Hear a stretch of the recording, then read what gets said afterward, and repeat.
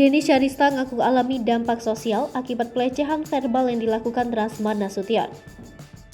Selebgram Denny Syarista merasa dilecehkan secara verbal oleh pengacara Rasman Nasution. Pelecehan yang dilakukan di muka umum dan dijadikan bahan lelucon itu membuat Denny Syarista alami dampak sosial. Walaupun terlihat tegar di depan kamera, Dennis mengaku efek tersebut muncul saat dirinya tak tersorot media. Wanita yang juga disapa sebagai Denny Cadel itu lantas memberikan contoh dampak sosial yang ia alami. Salah satunya, Dennis diputuskan oleh pacarnya. Menurut Denny Syarista, contoh tersebut merupakan dampak sosial yang ia harus hadapi. Bahkan, baginya membela kebenaran dan keadilan itu bukanlah hal yang mudah. Merasa yang dilakukan benar, Dennis mengaku tak menyesal.